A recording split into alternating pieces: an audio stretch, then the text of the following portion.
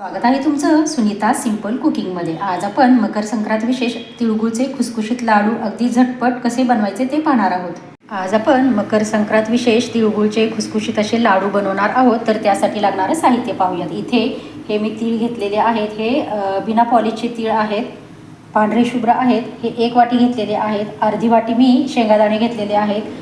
वाटी गच्च भरून मी गूळ घेतलेला आहे। जायफळ आपल्याला थोडंसं लागेल खिसून घालायला, विलायची पावडर लागेल आणि 1 चमचाभर आपल्याला तूप लागेल। सर्वात अगोदर इकडे मी गॅसवरती कढई गरम करायला ठेवलेली आहे। त्यामध्ये आता आपण हे शेंगादाणे भाजून घेऊयात। शेंगादाणे आपल्याला छान असे खरपूस मीडियम गॅसवरती भाजून घ्यायचे आहेत। आजपर्यंत म्हणजे ते व्यवस्थित असे भाजले जातात। आपल्या यूट्यूब चॅनलवरती मी गेल्या वर्षीच्या संक्रांतीला आपली तिळगुळची वडी देखील खूप खुसखुशीत अशी बनवून दाखवलेली होती। ती देखील तुम्ही पाहू शकताय। आता आपण हे शेंगादाणे व्यवस्थित असे भाजून घेऊयात। इथे आपले शेंगादाणे छान असे भाजून झालेले आहेत। आपण गॅस बंद करूयात आणि एका प्लेटमध्ये काढून घेऊयात। शेंगादाणे आपले काढलेले आहेत। आता याच कढईमध्ये आपल्याला हे तीळ आहेत ते घालून घ्यायचे आहेत। ते देखील आपल्याला व्यवस्थित असे भाजून घ्यायचे आहेत। मीडियम गॅसवरती आपल्याला हे तीळ छान आतपर्यंत खरपूस असे भाजून घ्यायचे आहेत। गॅस मोठा अजिबात करायचा नाही आपल्याला, नाहीतर मग वरून करपतात आणि आतून कच्चेच राहतात। मीडियम गॅसवरतीच आपल्याला हे तीळ छान असे खरपूस भाजून घ्यायचे आहेत।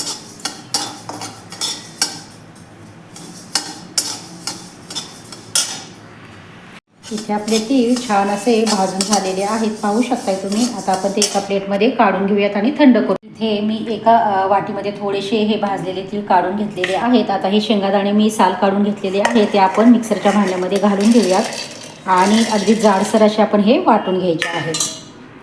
या पद्धतीने आपण हे शेंगादाणे असे बारीक करून घेतलेले आहे। खूप पण बारीक करायचे नाही, थोडेसे जाडसरच ठेवायचे आहेत।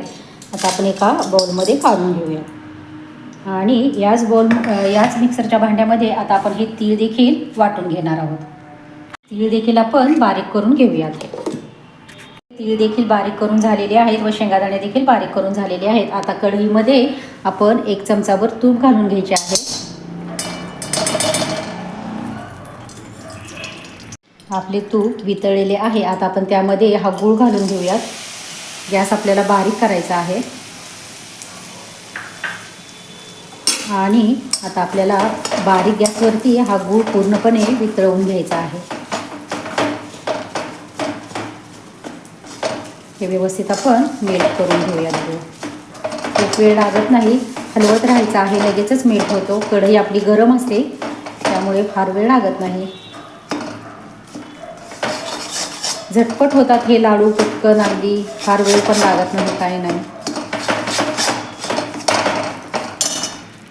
अगदी 1 ते 2 चमचा आपण इथे पाणी घालणार आहोत आणि हे व्यवस्थित मिक्स करून घेणार आहोत।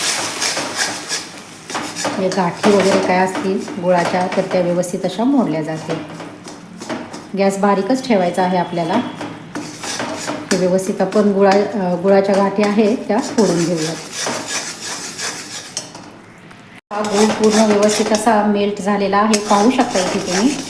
आता त्यामध्ये आपण हे वाटलेले शेंगादाणे आहेत ते घालून घेऊयात।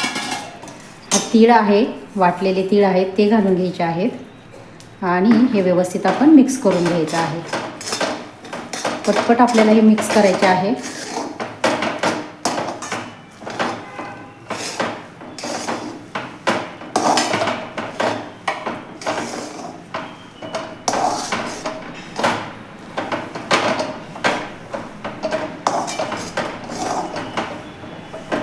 आता यामध्ये ही विलायचीची पावडर आहे ती घालून घेऊयात।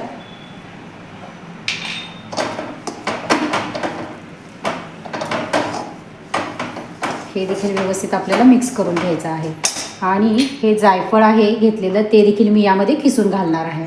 किसून घातलेले आहे। आता आपण हे तीळ भाजलेले तीळ काढलेले होते साईडला, ते देखील आपण यामध्ये घालून घेऊयात आणि व्यवस्थित आपण हे मिक्स करून घ्यायचं आहे।